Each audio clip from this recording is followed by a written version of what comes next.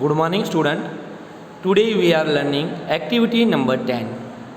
So ये last activity है, activity number 10. इसमें क्या है हम समझेंगे आज.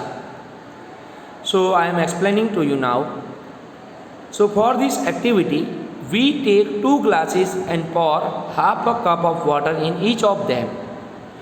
2 glasses लेने हैं and pour मतलब अंदर डालना है half a cup of water in each of them. दोनों ग्लास के अंदर हाफ कप वाटर हमको डालना है. Then add a teaspoon of salt to 1 glass and stir till the salt dissolve.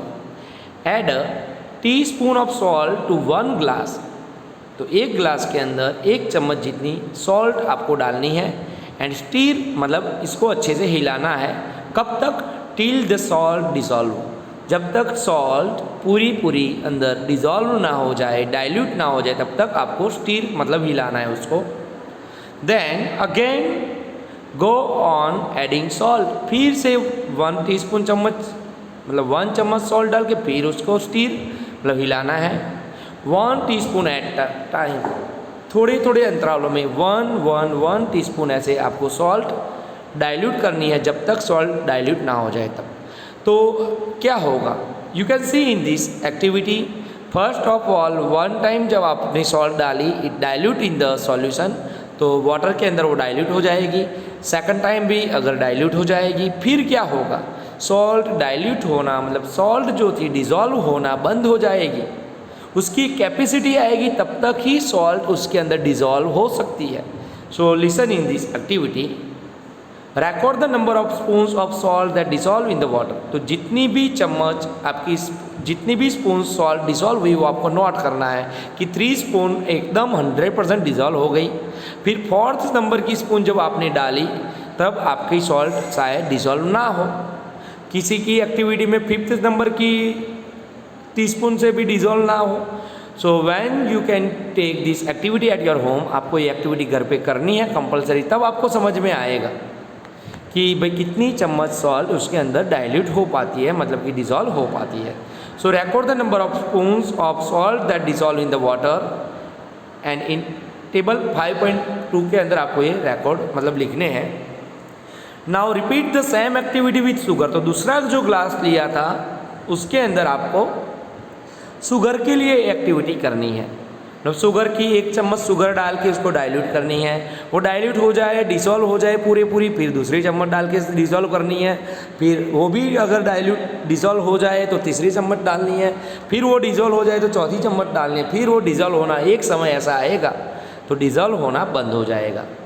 तो जब डिसॉल्व होना बंद हो जाए उसके पहले जितनी टीस्पून आपने डाली थी वो आपको काउंट करनी है. So what do you notice from table 5.2? Table 5.2 के अंदर आप देखोगे तो क्या नोटिस होगा?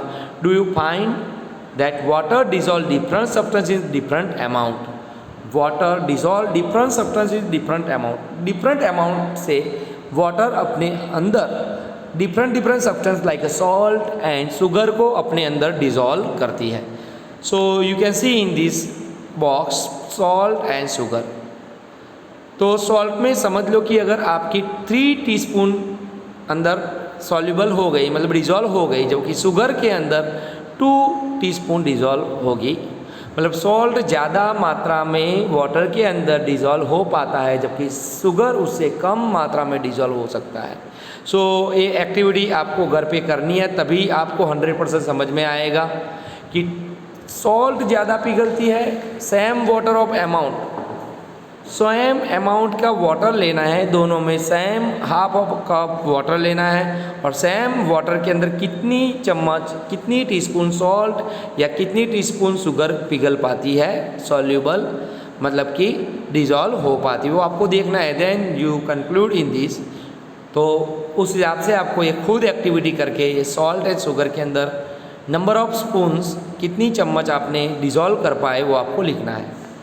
सो we have discussed a few methods of separating substance. तो हमने ये चैप्टर में थोड़ी बहुत मेथड सेपरेटिंग ऑफ सब्सटेंस को सेपरेट करने की एक दूसरे से अलग करने की मेथड हमने सीखी.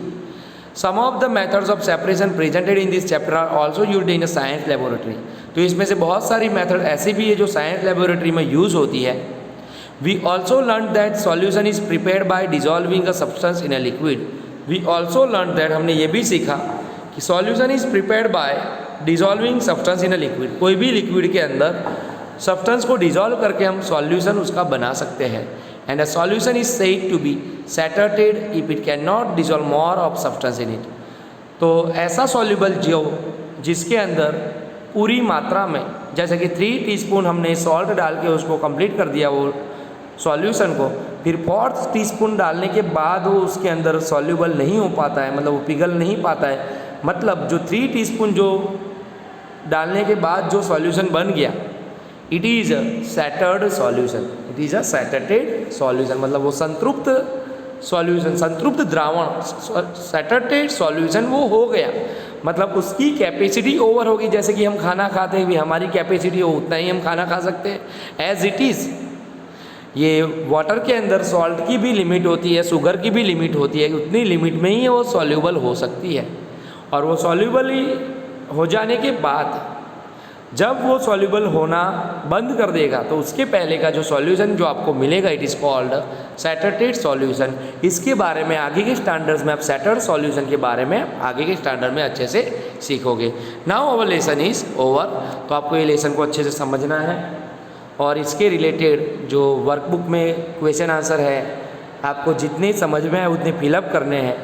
बाकी के मैं आपको फ़ोटो भेज दूंगा, पर आपको जितने समझ में आए, जितने लिख पाओ, आपको खुद ट्राई करके लिखना है। विद इन 2 और 3 days I am sending to a PDF of science के चैप्टर की मैं PDF भेजूँगा। अभी मैंने आपको मैथ्स में भी लिखने को दिया है, इसलिए मैथ्स में भी आप लिखो। वर्कबुक का मैंने 3rd चैप्टर का सॉल्यूशन दिया है, वो आपको लिखना है, पर ट्राई करना है योरसेल्फ। अपने आप जितना लिखो वो लिख सकते हो आप, और फिर उसको टैली कर लो मेरे आंसर के साथ। ओके, आज हम यहाँ तक ही देखेंगे। Okay, thank you.